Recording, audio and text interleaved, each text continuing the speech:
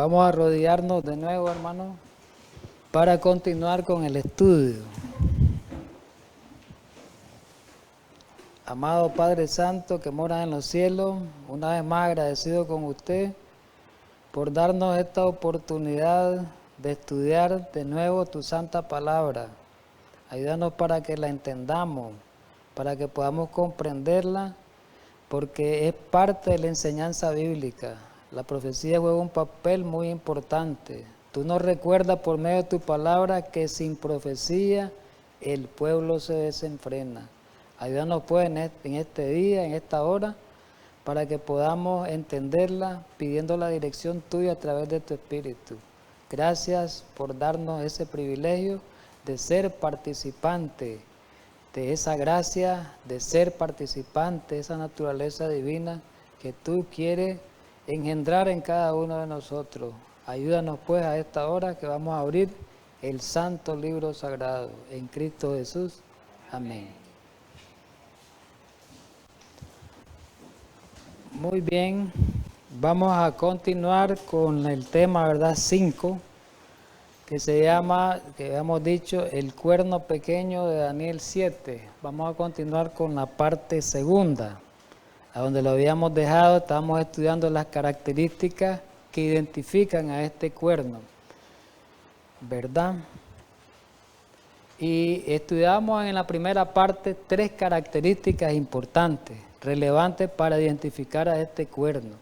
Hoy vamos a iniciar con la 4ª característica para identificar este cuerno y cómo lo hemos visto a lo largo de la historia también. Dice, una de las características esenciales o principales es que este poder hablaría palabras contra el Altísimo, dice la Biblia, ¿verdad?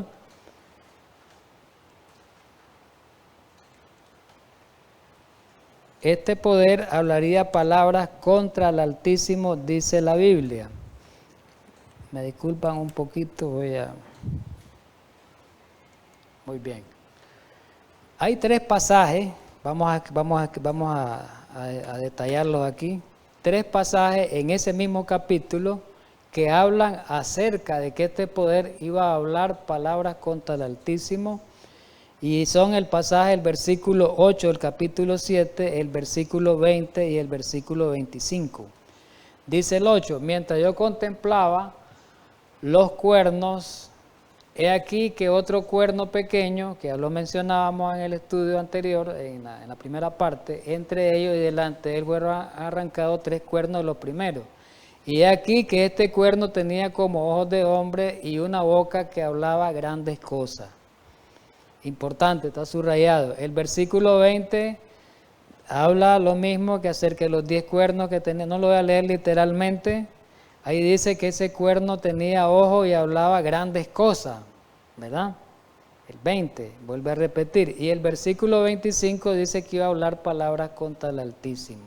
Entonces, quiere decir que hablaba grandes cosas y hablar palabras contra... Hay una repetición porque aquí está... prácticamente interpretando, se le está dando la interpretación en los versículos del 20 en adelante a Daniel. Y dice que este cuerno iba a hablar palabras contra el Altísimo y grandes cosas, y decíamos que era un poder religioso, ¿verdad? Muy bien. ¿Qué significa hablar palabras contra el Altísimo, contra Dios? Hablar palabras contra Dios es blasfemar contra Dios, ¿no? Una blasfemia. Hay que entender religiosamente, desde el punto de vista religioso, qué es una blasfemia, qué es hablar contra el Altísimo, qué es hablar, decía que tenía una boca que hablaba grandes cosas. ¿Qué es una blasfemia? Blasfemia significa pretender ser otro Dios aquí en la tierra. Esa es una blasfemia. Eso es lo que está tratando de hacer, dice el pasaje, ese cuerno pequeño, ese poder religioso, pretender ser otro Dios aquí en la tierra, su representante, que es el Papa. Tomar títulos que solo corresponden a Dios es otra blasfemia. Y tercero, sustituir el santuario celestial por uno terrenal, aquí en la tierra. Y cuarto, pretender tener poder para perdonar pecado. O sea, ahí vemos 4 grandes blasfemias que comete este poder religioso, este cuerno pequeño, como hemos identificado, el papado, el papa. Se ofende a Dios y se menoscaba la obra mediadora de Cristo en el santuario celestial a favor del hombre. Sus pretensiones de este cuerno lo ubican como un poder blasfemo, al otorgarse atribuciones o funciones que solo pertenecen a Dios, reveladas por medio de títulos. Aquí vienen: sumo pontífice, sumo sacerdote, y algunas funciones tales como el perdón de pecados y excomunión. ¿Qué es sumo pontífice? Es importante esto, pero vamos a auxiliarnos un poquito de Daniel 8, del 11 al 12. Vamos a auxiliarnos un poquito. Hablando de este poder, en el capítulo 8 de Daniel dice: aún se engrandeció contra el príncipe de los ejércitos, el cuerno pequeño, y por él fue quitado el continuo sacrificio, y el lugar de su santuario fue echado por tierra. Importante. El lugar de su santuario fue echado por tierra. ¿Cuál santuario? El del cielo. En otras palabras, el santuario del cielo. Vamos a leer el 12. Y a causa de la prevaricación le fue entregado al ejército junto con el continuo sacrificio, que no debe aparecer esa palabra, sacrificio, y echó por tierra la verdad e hizo cuanto quiso y prosperó. Mire qué interesante cómo lo describe aquí en el capítulo 8 a ese mismo cuerno pequeño. Dice que el lugar por este cuerno, por esta iglesia, fue quitado el lugar de su santuario y fue echado a la tierra. En otras palabras, el santuario terrenal sustituyó al santuario celestial, suplantó al santuario celestial. Es una blasfemia. O sea, se pusieron el santuario aquí en la tierra como el santuario verdadero, en sustitución del santuario que está ahí en los cielos. Una blasfemia. Pero dice algo más: echó por tierra la verdad. ¿Qué significa echar por tierra la verdad? Pisoteó la verdad. Eso significa que pisoteó la verdad. Es decir, la verdad la miró con menosprecio, negó la verdad e hizo cuanto quiso y prosperó. Muy bien. Este poder eclipsó el ministerio sacerdotal que Cristo realiza en el santuario celestial. Como intercesor y mediador del hombre, la Iglesia Católica Romana desvió esa obra mediadora de Cristo en las mentes de los hombres en ese tiempo.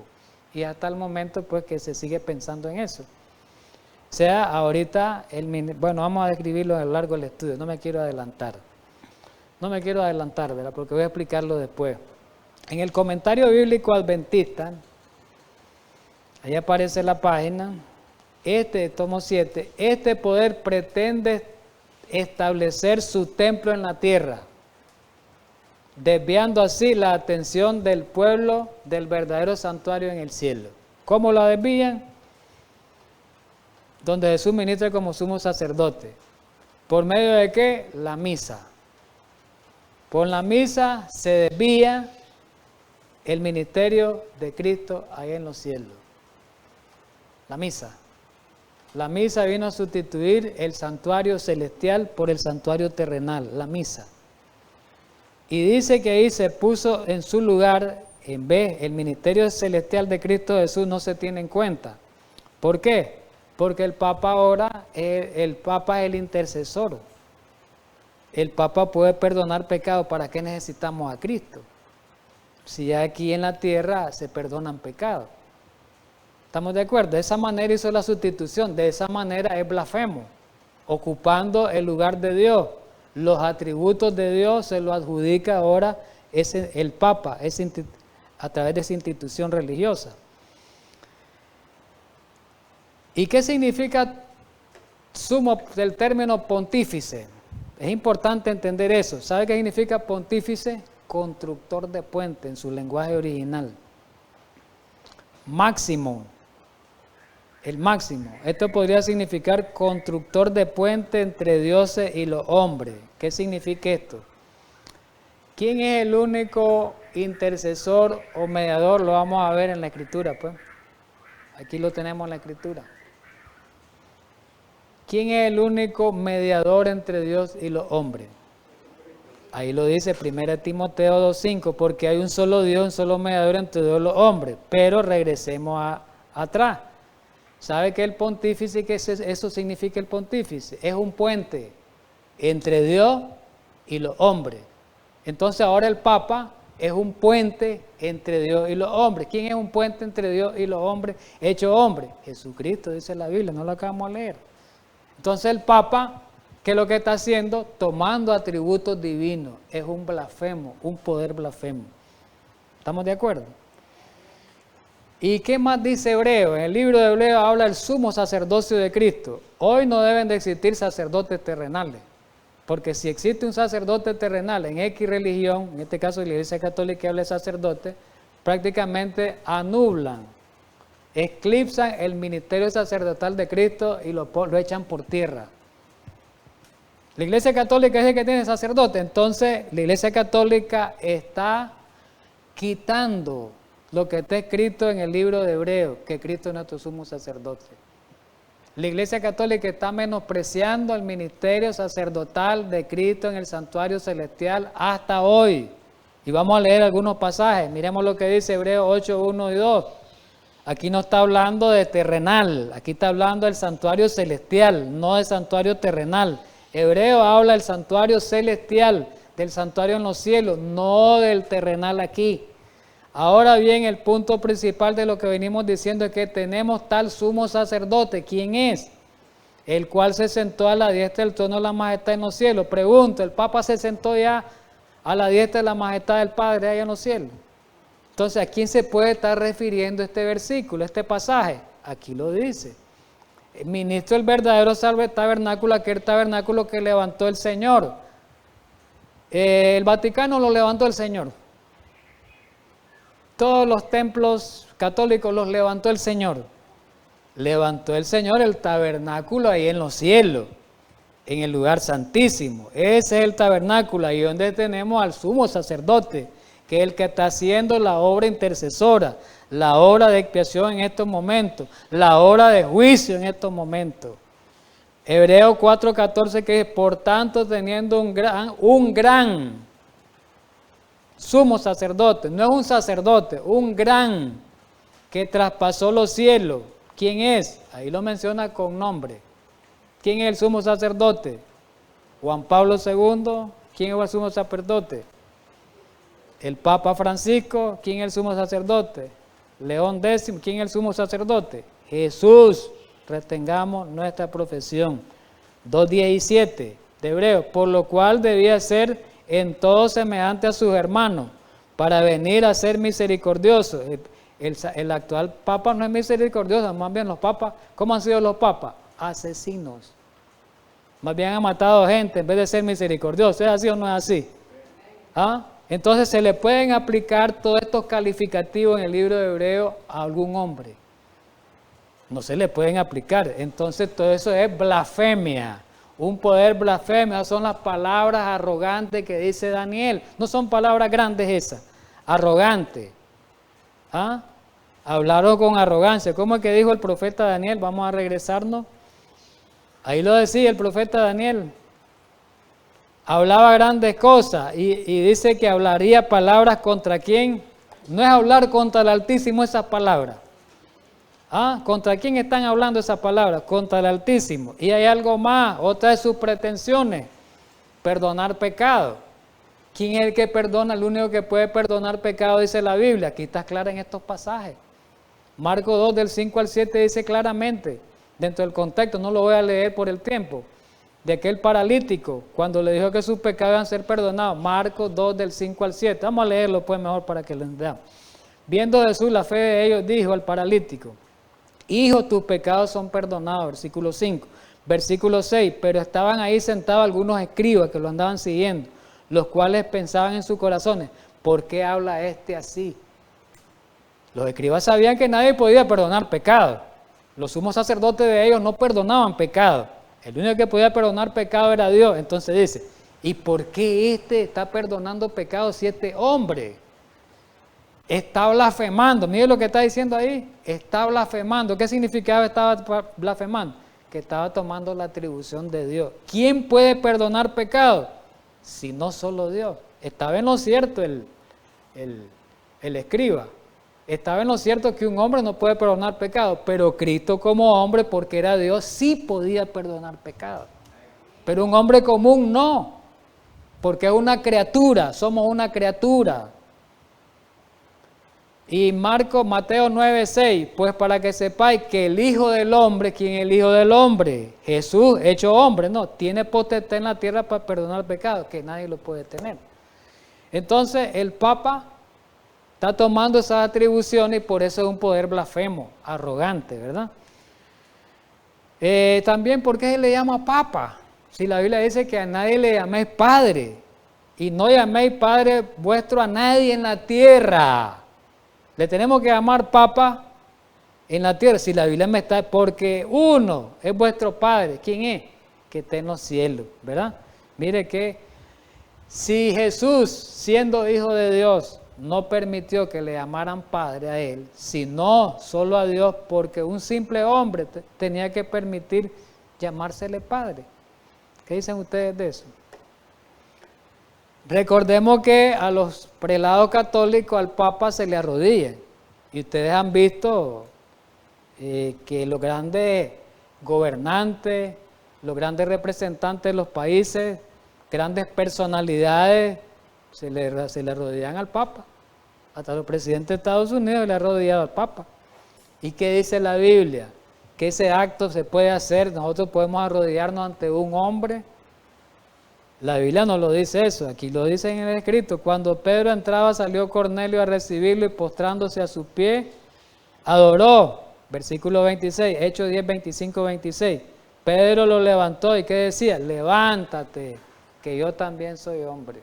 No me puedes adorar a mí, yo soy un hombre, porque te estás ahí arrodillando. Pero es algo más, ese es un hombre. Un ángel no permitió que Juan se le arrodillara, Apocalipsis 19, 10. Yo me postré a sus pies cuando le está mostrando la visión para adorarle y él me dijo, mira, el ángel le está diciendo, no lo haga. Yo soy consiervo tuyo y de tu hermano que retienen el testimonio de Jesús. ¿A quién te le vas a arrodillar? ¿A quién vas a adorar? A Dios, porque el testimonio de Jesús es el Espíritu y profecía. Ni un ángel, ni Pedro, que era más que el Papa, pues, que era un discípulo, un apóstol, permitió arrodillarle la adoración, y es un ángel porque son criaturas. ¿Cómo va a permitir adoración una criatura si un ángel es criatura también? Pero el Papa es criatura y permite adoración, permite que le arrodillen. Otra blasfemia. Segunda Tesalonicenses 2 del 3 al 4, hablando del mismo poder, nada más que aquí no se identifica con bestia ni con cuerno. Aquí se le llama el hombre de pecado. Aquí ya Pablo dice más claramente, en términos humanos, cómo le llama al Papa. Segunda Tesalonicenses 2 del 3 al 4, nadie nos engaña de ninguna manera, porque no vendrá sin que antes venga la apostasía y se manifieste el hombre de pecado, bien puesto de nombre. ¿El hijo de qué? De la perdición, si es un blasfemo, asesino, el cual se opone y se levanta contra todo lo que se llama Dios o es objeto de culto, tanto que se siente en el templo de Dios como Dios, haciéndose pasar por Dios. ¿Es así o no es así? Se hace pasar por Dios, ¿cómo? Toma los atributos divinos. ¿Quién es el único que puede perdonar pecados? Dios. Entonces se hace pasar Él. ¿Quién es el único sacerdote? Cristo. Entonces se hace pasar por Él. ¿Estamos de acuerdo? Que el versículo, mire, es claro. Pero vamos a ver muchas pretensiones que ellos en sus encíclicas, ellos han hecho encíclicas, en las cuales ellos han dicho, los papas a lo largo de la historia, aquí están verdaderamente bien fotografiadas aquí las palabras arrogantes papales, que las vamos a ver, algunas cuantas pues, porque son muchas. Hay una biblioteca de los católicos que se llama Prompta Biblioteca, ahí está descrito. Es una biblioteca, ¿verdad? Es un libro canónico que ellos tienen de teología. Y en esa biblioteca que se llama Prompta, en la internet pueden buscarla con este dato. Es traducida por Lucio Ferrari, ¿verdad? Y ahí dice, de un teólogo, esta biblioteca escrita, ¿verdad? Por esta palabra por un teólogo católico. Ahí está el tomo, que es el tomo 6, y en la página 25 al 29 vamos a ver algunas declaraciones de este señor que da Lucio Ferrari, ¿verdad? Que está traduciendo. Miremos algo ahí. El Papa, dijeron ellos, es de una dignidad tan grande y es tan excelso que no es un mero hombre. Papa no es hombre, sino como que si fuera Dios y el vicario de Dios. Clase de arrogancia esa, clase de blasfemia esa. El Papa está coronado con una triple corona, óigase bien, no es una, triple corona. ¿Dónde? Rey del cielo, Rey de la tierra y Rey de las regiones inferiores. El Rey del cielo, el Papa, ya no es Jesús. Ya no es Jesús el Rey del cielo. El Papa es como que si fuera Dios sobre la tierra. Por eso Pablo dijo, haciéndose pasar por Dios. Único soberano de los fieles de Cristo, jefe de los reyes, tiene plenitud de poder y a él le ha sido encomendada por Dios mismo la dirección no solo del reino terrenal, sino del reino celestial. Ahora dirige a los ángeles el Papa. Mire qué clase de blasfemia. Dice que es el rey de allá los cielos, quiere decir que él tiene autoridad sobre los ángeles y sobre los mundos no creados, sobre el universo. Mire clase de blasfemia esta. El Papa tiene tan grande autoridad y poder que puede modificar, explicar e interpretar aún la ley divina. Por eso cambiaron la ley de Dios, porque ellos tienen, como es el rey de los cielos, el rey de la tierra, él puede modificarle, puede cambiar la ley, dice, porque él es Dios. El Papa puede modificar la ley divina, ya que su poder no es de hombre, sino de Dios, y actúa como vicegerente de Dios sobre la tierra. Y final dice, cualquier cosa que se diga que hace el Señor, Dios mismo y el Redentor, eso hace su vicario, el Papa, con tal que no haga nada contrario a la fe. Pero aquí viene esto, León XIII dice, en una encíclica del 20 de junio de 1844, nosotros ocupamos, ¿quién? Ellos, en esta tierra, el lugar de Dios Todopoderoso. Óigase bien. El Papa Inocencio III, en 1198 al 2016 estuvo ese Papa, dice, el Papa es el vicario de Cristo, incluso de Dios mismo. No solo le ha confiado el dominio de la iglesia, sino el gobierno del mundo entero, como Melquisedec. ¿Quién es Melquisedec? Dice la Biblia en hebreo. ¿A quién representa Melquisedec? A Jesús. Melquisedec es un símbolo de Jesús, sumo sacerdote. El Papa San Pío X, ¿qué es lo que dijo? El Papa no es simplemente el representante de Jesucristo, por el contrario, es Jesucristo mismo, la blasfemia, bajo el velo de la carne y por medio de un ser común a la humanidad continua, continúa su ministerio, entre los hombres. Habla el Papa, es Jesucristo quien está hablando. Enseñó, es Jesucristo quien está enseñando. Y Juan Pablo II, que lo conocimos, que dijo el 16 de octubre de 1978, al 2 de abril tuvo un encuentro allí, creo que fue en los Estados Unidos, Estados Unidos creo que fue, y dijo él ahí, en ese tiempo que anduvo, en esa peregrinación, no acudas a Dios para el perdón de los pecados, ven a mí. Bien, dejamos la blasfemia. Quinta característica, este poder atentó contra la ley de Dios, esto es grave. Ellos dicen que pueden cambiar la ley, entonces como nosotros la podemos cambiar, como nosotros somos dioses aquí en la tierra, pues podemos cambiarla. Y se cumple el pasaje, 7:25 de Daniel, que iba a hablar palabras contra el Altísimo, y a los santos del Altísimo quebrantará, y pensará cambiar los tiempos y la ley. ¿Cuál ley? La ley de los 10 mandamientos. ¿Y cuál es el único de los 10 mandamientos que se refiere al tiempo? Porque dice que va a cambiar los tiempos y la ley. ¿Cuál es el único mandamiento que se refiere al tiempo? El sábado. Entonces, ¿qué estaba diciendo el Papa? Voy a cambiar el sábado. Mire que lo dice claramente, en Daniel estaba descrito. Vamos a cambiar los tiempos y la ley. El sábado, el cuarto mandamiento. Mire que 500 y pico de años, casi 600 estaba descrito, que un poder religioso, el cuerno pequeño, que ahora descubrimos que es el Papa, iba a cambiar el sábado para domingo. Mire que la Biblia lo dice, hermano. Lo que pasa es que no estudiamos bien la Biblia otros hermanos de otras iglesias. Lamentablemente, pues no escudriñan como Jesús dijo. Y se dejan llevar por lo que les dicen sus pastores, por lo que les dicen sus líderes. Entonces quedan en confusión. y en confusión se van a perder por no estudiar la Biblia. Pero ahí está claro, mire que la profecía misma me va dando pauta, me lleva de la mano a lo que estamos, a la historia. ¿Verdad que estamos claros? Ahí aparece con claridad. Y eso ocurrió. Lo dijo Daniel hace más de 500 y pico. ¿Ocurrió eso? Sí, ocurrió. ¿Y quién lo hizo? El mismo poder blasfemo.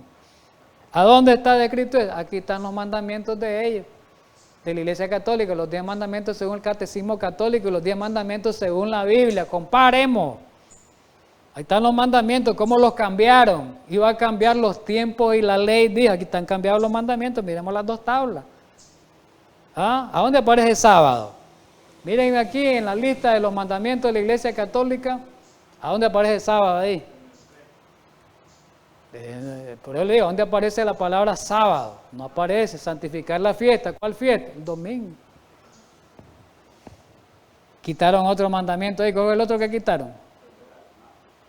¿Verdad? Al que no les convenía, la imagen, la adoración. Y uno de ellos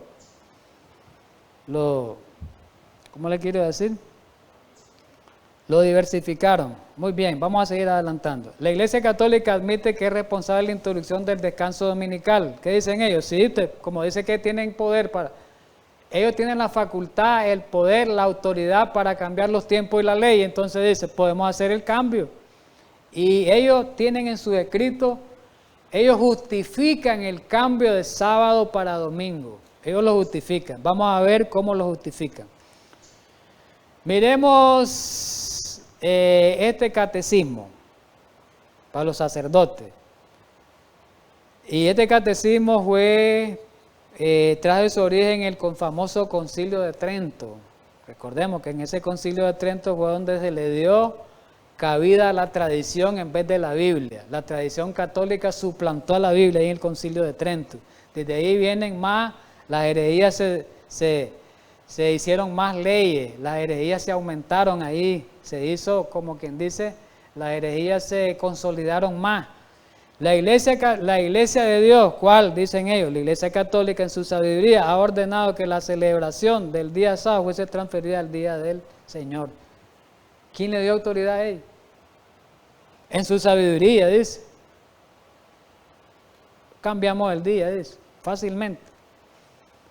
Este catecismo fue escrito en el Gran Concilio de Trento. ¿Y qué es lo que dice el otro escrito? Ahí está en la página 402, en la segunda edición revisada de ese catecismo. La Iglesia de Dios ha pensado bien en transferir la celebración y la observancia al domingo. Pero aquí aparece otro más todavía más detallado. Aquí hay más detalle, una justificación más detallada. ¿Qué dicen ellos? Pero la Iglesia de Dios tuvo por acertado trasladar el culto y la celebridad del sábado domingo. Por acertado, dice, que es verdadero, no falla. Porque así como ese día fue el primero en el que alumbró la luz al mundo, así fue sacada nuestra vida de las tinieblas a la luz, resucitando en ese día nuestro Redentor. Vamos a pararnos ahí. Comparan. Bueno, dice, el domingo fue el primer día de la creación. Se van a la creación. Nosotros nos vamos a la creación con el sábado. Ellos se van el domingo con la creación. Miren cómo es el diablo. Todo lo que Dios dice, el diablo lo trata de imitar, nada más de manera contraria. Bueno, dice, como nosotros decimos, el sábado viene de la creación. Como día de reposo, dice, el domingo viene de la creación. Eso es lo que están tratando de decir en el catecismo. Miremos bien. ¿Y cómo lo argumentan ellos? Su astucia, su sutileza. Porque así como ese día fue el primero en que alumbró la luz al mundo, dice. Hágase la luz, fue el domingo que dijo Dios, hágase la luz, primer día de la semana. Entonces, es el más importante, dicen ellos. Así fue sacada nuestra vida y lo comparan con la resurrección de Jesús. Jesús sale a luz, resucita el primer día de la semana. Entonces, hace una comparación, el primer día de la creación con el primer día de la semana en que Jesús resucitó. Ellos argumentan. Y dice, por eso los apóstoles quisieron que se llamase el día del Señor. Mire clase de blasfemia esa. ¿A dónde dice en la Biblia que los apóstoles? Y ellos usan Apocalipsis 1:10. ¿Ya saben ustedes qué dice Apocalipsis 1:10? Juan dice que él se encontraba en el día del Señor cuando le dieron las revelaciones, ¿verdad? ¿Y saben a quién dicen las iglesias? Es más, algunas transcripciones, en algunas Biblias católicas ya dicen el domingo. Entonces, dice que los apóstoles le llamaron, ¿a dónde? Dice en la Biblia que los apóstoles le han llamado al domingo día del Señor, primer día de la semana día del Señor, ¿a dónde?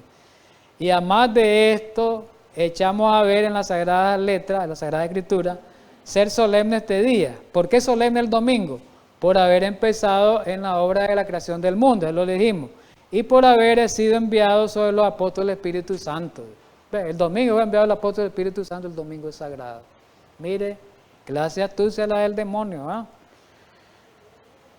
El tiempo en que se había de quitar el culto de sábado, mire, esta es otra arrogancia. El tiempo en que se debía de quitar el culto del sábado era aquel mismo en que debían anticuarse los demás cultos y ceremonias hebraicas.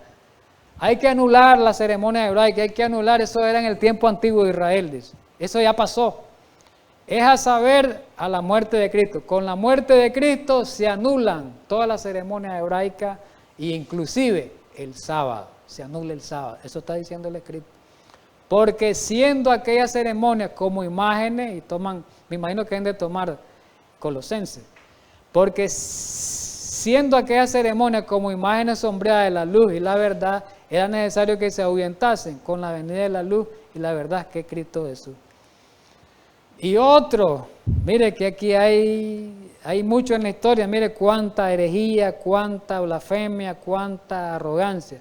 Por esta razón determinaron los apóstoles, mire qué mentirosos que son, y los apóstoles guardaban el sábado, consagrar al culto divino el primer día de aquellos 7 días, y le llamaron domingo, dice. Del día domingo hace mención Juan en Apocalipsis, mire lo que dice.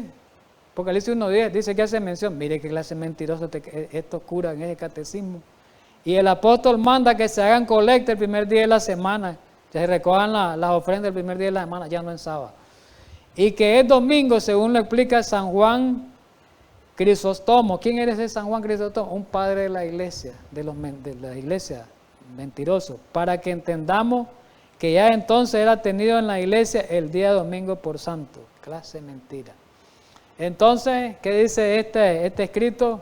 Fue la Iglesia Católica la que decidió que el domingo fuera el día de oración para los cristianos en honor de la resurrección, cierra. La Iglesia después de cambiar otro escrito, Enciclopedia Católica, volumen 4, de ellos mismos escriben esto. La Iglesia después de cambiar el sábado, el día de reposo judío, o 7º día de la semana, al primer día, hizo el tercer mandamiento, se refiere al domingo, que ya leímos en su mandamiento, el tercero, como el domingo, como un día santo, como el día del Señor, puede decir santificar la fiesta. Quiere decir ahí, santificar el domingo. Eso quiere decir. La autoridad de la iglesia, en esa tradición del canon, no podía estar, dice, atada a la autoridad de las escrituras. Mire, clase de blasfemia. Quiere decir, la autoridad papal es más grande que lo que dice la Biblia. Lo que habla el Papa, las palabras son mayores que las que están en la Escritura. Eso está tratando de decir este escrito. Y por eso dice, la iglesia había cambiado el sábado al domingo, no por mandato de Cristo, oigamos bien, sino por su propia autoridad, tiene más autoridad que Jesús. Cambiaron el sábado al domingo, no porque Cristo lo mande, sino porque ellos tienen la autoridad. Pero ¿cuál es la realidad? Este cardenal, miren, ellos mismos, un cardenal de ellos, que vivió creo que fue en el siglo XIX, el cardenal Gibbon, dijo él, que uno podía leer la Biblia del Génesis y Apocalipsis, no va a encontrar una sola línea que autorice la santificación del domingo. Ese cardenal católico. La Escritura exige la observancia del sábado, dijo él.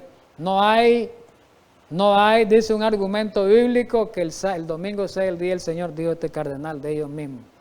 Es el sábado. Dice. Pero nosotros lo hemos cambiado porque somos la autoridad, como quien dice, pues. Pero aquí en este cuadro que elaboré, en resumen, porque no puedo, por el tiempo no puedo hacerlo todo, ¿verdad? Leerlo todo. Aquí aparece la realidad contraria a lo que han dicho todos los papas, o todos los escritos papales, pues.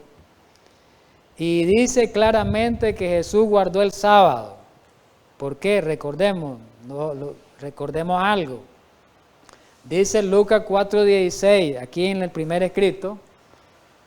Aquí están los pasajes, para los que van anotando, todos estos pasajes son contundentes para demostrar que el sábado no ha sido cambiado, como dicen ellos. Que el Nuevo Testamento no se autorice a cambio de sábado. Aquí están, vamos a hacerlo un poquito rápido. Miremos el ejemplo, dice la Biblia que Jesús es nuestro ejemplo, ¿verdad? Y Jesús guardó el sábado, Jesús respetó el sábado. ¿Dónde lo dice? Lucas 4:16 dice que iba a la sinagoga los sábados, acostumbraba a ir los sábados a la iglesia Jesús. ¿A dónde lo dice eso? Todos estos pasajes lo dicen, estos que están ahí arriba, Lucas 4:16, 31, Marcos 1:21 y 6:2. Pero en Marcos 2:27 y 28 vale la pena leerlo. Es decir, lo vamos a leer, palabras del mismo Jesús. Aquí vamos a ver que Jesús no hizo cambio alguno. Miremos Marcos, ese sí lo vamos a leer rapidito, 2:27 y 28, que ya lo hemos leído en algunas ocasiones. Para que miremos lo contrario a lo que dicen los papas, lo contrario a la arrogancia papal. Hay que leer la Biblia, hermano, y bien.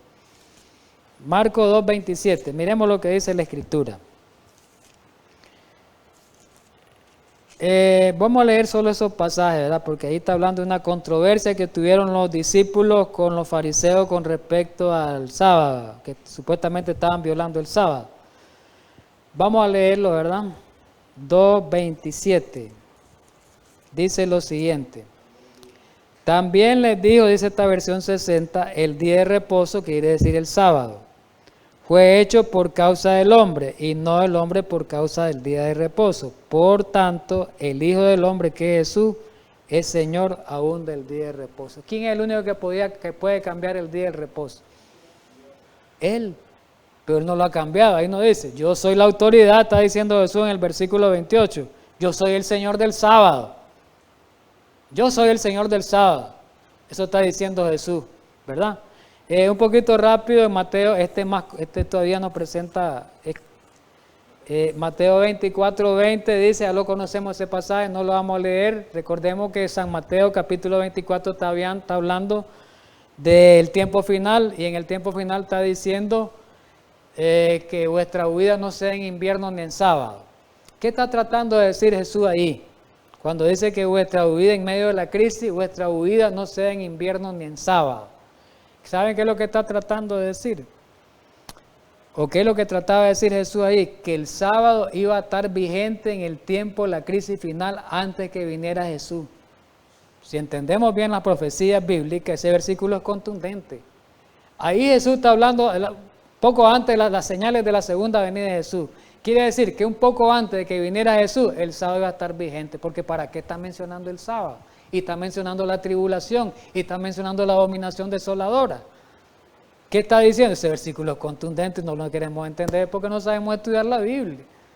Jesús está diciendo en el sermón profético que es para este tiempo que lo estamos viviendo, lo hemos estudiado aquí, lo hemos estudiado muchas veces, y este pasaje también, donde Jesús dice que el sábado iba a estar vigente en este tiempo hoy. Entonces, es pura mentira eso que ha sido cambiado. Y vamos eso fue, y aquí aparecen los años. Jesús todo esto lo dijo entre el año 27 y el año 31. Casualmente este último pasaje fue en el año 31, días antes de su muerte. Fijémonos bien, pero vamos a avanzar en la historia, por eso está este cuadro cronológico. Pablo hizo 3 viajes misioneros. Pablo.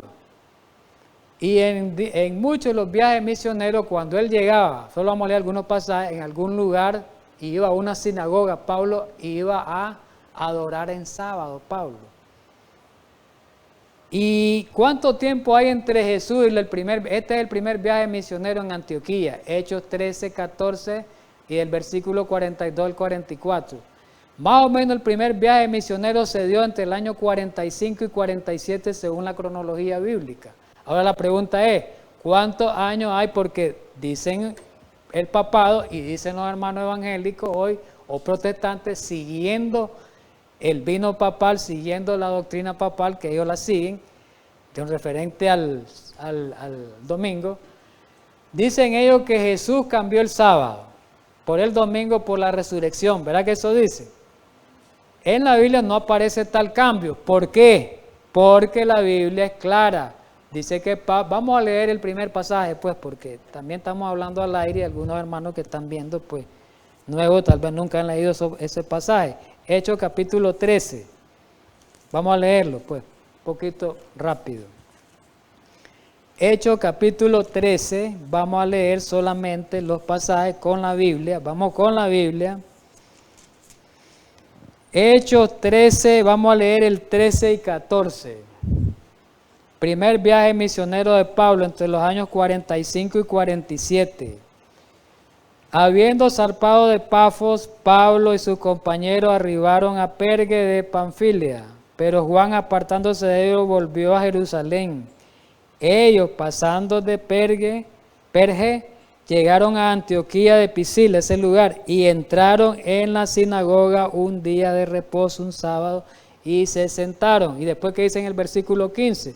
Pablo comenzó a leer la lectura, se leyó allí en la sinagoga la lectura de los profetas, y en el versículo 16, no lo voy a leer, a donde a Pablo le dicen, pues, que si lo invitan, varones hermanos, le dicen el 15, si tenéis alguna palabra de exhortación que le hablara al pueblo. Entonces Pablo comienza a predicar.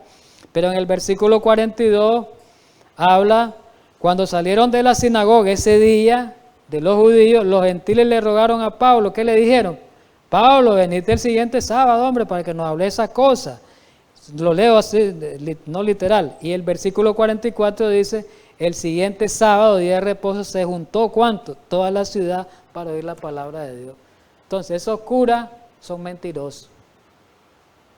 Porque ahí está diciendo, porque ellos dicen que los apóstoles, en los escritos que miramos, decían que los apóstoles fueron los causantes, ¿verdad?, de que ellos guardaron el domingo. Y esto es una gran mentira. La palabra de ellos, contraria a lo que dice la Escritura. Porque ¿cuánto tiempo habían pasado? Si aquí terminó, en el año 31 que Cristo muere, ahí terminó el sábado, supuestamente ahí termina el sábado. Ya a partir de aquí para allá hasta hoy es el domingo, supuestamente, porque los apóstoles, Cristo muere, al morir Jesús, se acabó el sábado, porque con la resurrección se cambia, ¿no? Pablo es mucho tiempo, Pablo es un tiempo después de Jesús. Recordemos que Pablo creo que se convirtió como en el año 35, más o menos como unos 4 años después de la muerte de Jesús. Pero en el primer viaje misionero de Pablo fue con el año 45-47. La pregunta es, ¿cuántos años hay entre el año 31 y el año 45? Hay 14 años. Quiere decir que se estaba guardando el sábado, dice la Biblia, todavía 14 años después de la muerte de Jesús. ¿Es así o no es así? Entonces es una mentira. Pero si seguimos avanzando en la historia, Pablo en el segundo viaje misionero, que fue en Filipo, podemos leerlo. Leámoslo pues, que fue en el año 49, 2 años más, o 3 años más, o 4 años más, hasta el año 52. Ya vamos a llegar como a 17 años. Todavía, ¿qué es lo que dice ahí? Sigue hablando de lo mismo, ¿verdad? No me voy a detener ahí, porque ustedes lo leen, pues cada quien a donde puedan leerlo, en su lugar, en la Biblia, en algo. ¿Ve? Y ahí dice en Filipo, todavía Pablo quiere llegar hasta Corinto. Ahí aparece la mención del sábado. En Hechos 16, del 12 al 13, Hechos 17, 2. No sé pues si amerita leer, porque yo creo que por el tiempo vamos a tener una lectura rápida entonces, porque también es importante. Hechos 16, 12 y 13, vamos a leer, por favor, lo que podamos leer. Dice en Hechos 16, el versículo 13, segundo viaje, y un día de reposo salimos fuera de la puerta junto al río donde solía hacerse la oración, y sentándonos hablamos a las mujeres que se habían reunido. Un sábado. Habla ahí en Filipo. Después en Hechos 17, más años después, en el versículo 1 y 2, vamos a leer, pasando por Anfípolis y Apolonia llegaron a Tesalónica. Allí en Tesalónica, ahí aparece, creo, en Tesalónica, sí. En Tesalónica, donde había una sinagoga de los judíos. Ahí en Tesalónica, Pablo acostumbraba, fue a ellos por ¿cuántos sábados? Por 3, discutió con ellos. O sea, 3 sábados estuvo ahí. Pero si nos vamos a Corinto, seguimos avanzando en la historia, avanzando. ¿Cuánto tiempo hay entre el año 51 y el año 31? 20 años. Cuando Pablo llegó a Corinto, Cristo había muerto hacía 20 años y Pablo ahí guardó el sábado. ¿Sabe cuántos sábados guardó ahí Pablo? Corinto, año y medio. Lo vamos a demostrar con la Biblia. Año y medio guardó el sábado Pablo. Un año tiene 52 semanas. Quiere decir que ahí Pablo guardó 52 semanas y la mitad. O sea, estamos hablando de 52 y 26, 78 sábados guardó Pablo ahí. Mire qué clase de mentira lo de los papas. Vamos a leerlo pues en Primera de Corintios en Hechos 18:4 y Hechos 18:11. Miremos, Hechos 18:4, ¿qué es lo que dice? Y discutí en la sinagoga todos los días de reposo. ¿Por qué dice todos? Y persuadí a los judíos y a griegos. ¿Por qué? Porque Pablo estuvo mucho tiempo ahí. ¿A dónde lo dice? En el 11. Y se detuvo ahí 1 año y 6 meses enseñando la palabra de Dios. Por eso dice todos los días de reposo. ¿Cuántos fueron? Año y medio. Año y medio Pablo guardó el sábado. Mire clase de mentiras. La Biblia es clara. ¿Quiere decir que los apóstoles guardaron el sábado? Contundente. ¿Jesús guardó el sábado? Sí. ¿Los apóstoles guardaron el sábado? Sí. Y Jesús proyectó a través de la profecía que el sábado va a ser guardado en el tiempo final. ¿Cómo entró entonces la adoración del domingo a la iglesia, el día del sol? ¿Cómo entró? Bueno, la historia lo dice. Miremos el comentario bíblico y vamos a verlo en la historia. La transición del sábado al domingo fue poquito a poco, para explicarle. No fue de un solo romplón. Fue poquito a poco, se fueron guardando, a veces los 2 días se guardaba. Se guardaba el sábado, después comenzaron a guardar el domingo. ¿Y sabe quiénes fueron los promotores? No voy a leer tanto el escrito de esto. Fueron los famosos padres de la iglesia, que le han mal llamados padres de la iglesia, que le causaron mal al cristianismo. En vez de protegerlos contra las herejías, más bien causaron muchos males.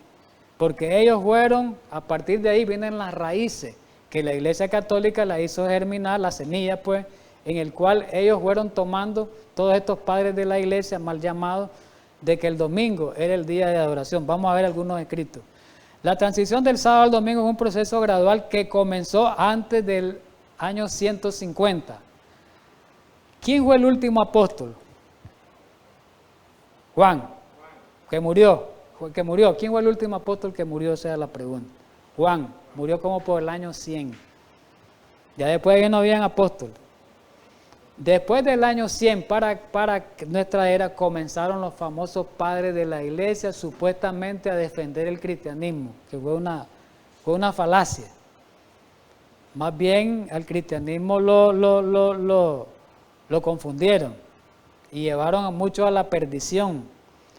Y las religiones, los papas y los protestantes creen en los escritos de los padres de la iglesia porque tienen escritos ellos creen. Y ellos aquí los menciona ellos, las primeras referencias históricas que tenemos en cuanto a la observancia del domingo por profesos cristianos aparecen en la epístola de Bernabé, capítulo 5, un escrito de ellos, un escrito de los padres de la iglesia. En la primera apología, ¿quién escribió?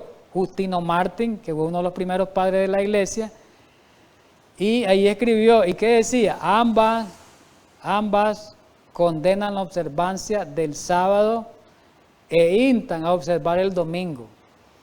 Después vino otro padre de la iglesia, Clemente de Alejandría, repudió el sábado y favoreció el primer día de la semana. Otro, en tiempo después, otro. Pero vamos a verlo aquí un poquito en la historia. Aquí están. Irineo de Lyon era un padre de la iglesia que existió entre el año 175 y el año 200. ¿Y qué hizo él en su escrito? Aplicó el concepto de Día del Señor al domingo de la resurrección. Desde ahí viene la idea de la resurrección. Los católicos la van tomando. Ahí no estaba la iglesia católica. La iglesia católica nace en el siglo IV. Ahí estamos en el siglo II. Ahí estamos en el siglo II. Y ya comienzan a mencionar el sábado. No lo está guardando todo el mundo el sábado. Están mencionando, algunos ya están guardando Ahí sale el domingo, perdón. No lo mencionan abiertamente, pero ellos en sus escritos van teniendo ellos, van influenciando a la gente, van influenciando. Se guardaba por los apóstoles el sábado, pero después se les fue quitando, esos padres de la iglesia por sus escritos fueron influenciando y quitándolo poco a poco a lo largo de los años, hasta que el poder católico lo quitó para siempre. Aquí lo dice la historia. Ese padre de la iglesia dice a Atanasio, otro padre de la iglesia, ahí está el año, del año 296 al 373, que dijo él, que el sábado fue el final de la primera creación, lo que está repitiendo la iglesia católica ahorita, en el concilio, lo que repitió en el concilio de Trento. El día del Señor fue el principio de la segunda. ¿Qué dijo el arzobispo católico ya Eusebio, escribiendo en el año 330? Dijo él, todas las cosas que eran permisibles para hacer en el día del sábado, las hemos transferido para el día del Señor. Mire de ahí, mire de dónde traen los papas la secuencia. Estos no eran papas porque todavía, mire de dónde la traen, de dónde la agarran. Durante varios siglos los cristianos observaron ambos días, dice la historia. Miremos el siguiente escrito. La gente de Constantinopla y casi todos los demás lugares se reúnen en sábado todavía. Como también durante el primer día de la semana, costumbre que no ocurre en Roma o Alejandría. Ahí estaban los dos, mire, los 2 días de la semana. Pero vino un decreto de Constantino, recordemos quién fue Constantino, ¿verdad? El emperador que se convirtió al cristianismo, y de ahí viene el catolicismo. ¿Y qué dijo Constantino el 7 de marzo del año 321? Estableció la primera ley dominical, nada más que no fue religiosa, no la obligó, no tuvo efecto religioso, sino civil. Bueno, dice, descansen todos los jueces, la plebe de las ciudades y los oficios de todas las artes el venerable día del sol, que es el domingo. Así le llamaban, venerable día del sol, el domingo.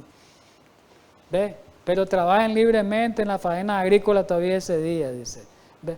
Entonces comenzó la primera ley dominical con Constantino, pero civil. Pero se le dio una cara religiosa ya a la iglesia católica, ya establecida ahí. Ya aquí estaba la iglesia católica establecida. Y ya la iglesia católica tomó una ley dominical, pero promulgó una ley dominical de carácter religioso, y ahí metió la religión. Los cristianos no han de judaizar y estar sin trabajar en sábado, sino que han de trabajar ese día, pero honrarán de una manera especial el día del Señor. ¿Cuál es el día del Señor? El domingo. Y como cristianos que son, si es posible, no harán ningún trabajo en ese día. Sin embargo, si se los encuentra judaizando, serán excluidos de Cristo. El que se encuentre trabajando en sábado, lo vamos a excluir de la congregación. Mire qué clase de... Gradualmente, a través de los siglos, el domingo fue aceptado en lugar del sábado santo de la Biblia. Gradualmente. ¿Verdad? Eso nosotros lo podemos ver. Vamos a ver esta otra. Sí, en el año 364. Entonces miremos.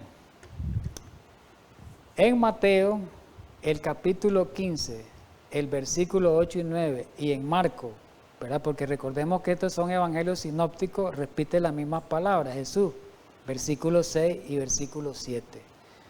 Dice Jesús, este pueblo de labios me honra, mas su corazón está lejos de mí, pues en vano me honran enseñando como doctrina mandamientos de hombre. ¿Cuáles son esos mandamientos de hombre? ¿No es la tradición? ¿Los católicos qué enseñan? ¿El papado qué enseña? ¿Mandamientos de Dios o mandamientos de hombre? Entonces, esta palabra de Jesús no solamente a la era farisaica se aplican más determinantemente en este tiempo. ¿Y qué más?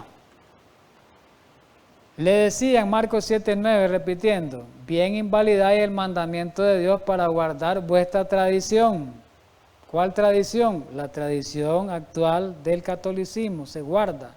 Todos los escritos heréticos son tradiciones inventadas por los hombres. ¿Y qué dice Jesús en Mateo 7:21? Dijo, no todo el que me diga Señor, Señor va a entrar en el reino de los cielos. ¿Sino quién? El que haga la voluntad de mi Padre que está en el cielo. ¿Y qué es hacer la voluntad de su Padre? Guardar sus mandamientos. ¿Cuáles mandamientos? Los católicos. Los mandamientos del catecismo. Los mandamientos de Dios, hermano. Del Éxodo. Entonces, ¿qué dice Hechos 5:29? Respondiendo Pedro y los apóstoles dijeron, es necesario obedecer a Dios antes que a los hombres. Pregunto, ¿es necesario que nos sometamos nosotros a todas esas arrogancias papales? ¿Es necesario nosotros que creamos en que esos mandamientos son verdaderos cuando la Biblia, la sagrada palabra de Dios no lo dice? La palabra de Dios no lo dice. Yo no sé por qué la gente se engaña, es por lo mismo. No cumplimos con el mandato que dijo Jesús. Ahí está el problema serio, hermano. Jesús dijo claramente en Juan 5:39, nos dice esta mañana, que escudriñemos las Escrituras, porque ahí está la verdad, ahí está la vida eterna, ahí son las que dan testimonio de Él. Entonces, si no escudriñamos las Escrituras, nos van a engañar, porque recordemos que el engaño está, pero el engaño aún mayor viene. En el tiempo final el engaño va a ser mayor. Es más, hasta donde hemos estudiado ya sabemos que a los mismos adventistas nos van a engañar, ¿verdad? Aún conociendo doctrina, nos van a engañar, eso ya lo hemos estudiado, el Espíritu y Profecía lo dice eso. Aún conociendo algunas doctrinas, aún con el mismo sábado, nos van a engañar algunos. Si verdaderamente nosotros nos fuimos santificados en la verdad, vamos a ser engañados en el tiempo final. Aunque alguien diga, no, yo conozco la doctrina del sábado, sí, pero no estás santificado, te van a engañar. Porque el otro espíritu de error es el que va a penetrar en vos o en mí. Entonces, hay que estar claro en esto. Jesús que dijo en Lucas 4:46, ¿por qué me llamas Señor, Señor? Y no haces lo que yo digo. ¿Por qué los curas le dicen Señor, Señor? Y no hacen lo que dice la palabra de Dios. Hacen lo que ellos dicen, ¿verdad? ¿Y qué más? Y Jesús lo dijo claramente. Claramente lo dijo Jesús, si me amáis, guardáis mis mandamientos. ¿Cuáles mandamientos? Los de Dios, los de Jesús, no los mandamientos de hombre. Y vamos a leer este pasaje literalmente en Josué 24:15 para terminar y hacer el comentario final. Vamos al libro de Josué, que aparece ahí en la pantalla, lo vamos a leer completo. Josué 24:15.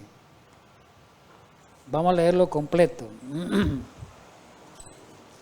Miremos lo que dice Josué. Aquí ya Josué, ¿verdad? Ya sabemos quién era Josué, el sucesor de Moisés, ¿verdad? Cuando metió, él fue el que introdujo al pueblo de Israel a la tierra prometida. Y ya Josué aquí está en sus últimos días. Está dando prácticamente Josué el discurso de despedida. Va a la muerte Josué. Ha sido llamado por Dios. Vamos a leer el 14 y el 15. Josué se está despidiendo, ya como cuando Moisés se despidió en el Jordán, que está registrado en Deuteronomio. Ahora pues le dice al pueblo de Israel, ahora pues temed a Jehová y servirle con integridad y en verdad. ¿Qué le está diciendo al pueblo de Israel? Que le sirva con integridad y que le sirva en la verdad, no en el error. ¿Cuál era el problema de ahí? Era la idolatría. Ahí el problema que había, la falsedad, era la idolatría. Ahora tenemos otro tipo de idolatría. Y quitad entre vosotros los dioses, a los cuales sirvieron vuestros padres al otro lado del río, y Egipto, y servir a Jehová. Versículo 15, que es el que vamos a leerlo completo. Y si mal os parece servir a Jehová, escogeos hoy a quién sirváis. Escogeos hoy a quién sirváis. Si a los dioses quienes sirvieron vuestros padres, cuando estuvieron al otro lado del río, o a los dioses de los amorreos en cuyas tierras habitáis. Pero mire lo que dice él, esto es lo que hemos de decir cada uno de nosotros. Pero yo y mi casa, ¿a quién serviremos? A Jehová. Entonces, nosotros, estas palabras de Josué que se queden con nosotros. Cada uno de nosotros debemos de decir, yo voy a servir a Dios, pero apegado ¿a qué? Al escrito. Al escrito. Yo y mi casa serviremos a Jehová, apegado al escrito, no a la tradición, no a los mandatos de hombre, porque dice que el mandato de hombre invalida la palabra de Dios. Entonces, nosotros podemos escoger a quién servir, ¿verdad? Entonces, mis queridos hermanos, Hoy pues hemos estudiado algo, ¿verdad? Bastante de la profecía referente a el libro de Daniel, referente al cuerno pequeño. Todavía falta algo del capítulo 7 para estudiar, pero hoy lo vamos a dejar ahí. Entonces, hoy identificamos ese poder blasfemo, que es el que ha causado tantos males. Esa institución que ha matado más gente que cualquier otra institución, que cualquier otro gobierno, ¿verdad? Y hoy, ya sabemos, para este tiempo, se va a reanudar esa persecución. Eso es lo que queremos que tengamos en mente. Ese poder no ha muerto, ese poder ha resucitado, ¿verdad? De la herida que le fue dada, ha resucitado y va a venir con más fuerza, porque ahora tiene, ¿qué tiene? Tiene amigos, ¿verdad? Tiene acompañante, tiene gente que se le une, que es el protestantismo y todos los poderes políticos. Hay una coalición, ahora no es solo el Papa, hay una coalición, por eso Apocalipsis lo presenta como los 3 espíritus inmundos a manera de rana, que va a obrar en este tiempo. Y la presa va a ser el remanente final. ¿Y por qué nos van a perseguir? Por lo mismo que persiguieron al pueblo de la Reforma, por lo mismo que persiguieron a los valdenses, por lo mismo que persiguieron a los albigenses, por lo mismo que persiguieron a todos los reformadores de la Edad Media, y a lo largo de todas las edades nos van a perseguir a nosotros, que es por guardar los mandamientos de Dios. Principalmente en este tiempo el problema va a ser por el sábado. Ojalá Dios quiera y este estudio nos sirva pues para que podamos explicarle la profecía a la gente y podamos decir que verdaderamente la palabra de Dios tiene peso y que cómo se ha cumplido todo lo que está escrito, mi hermano. Hoy se demostró categóricamente que la palabra profética de Dios nunca falla. Todo lo que dijo Daniel se fue cumpliendo al pie de la letra y hasta donde estamos hoy.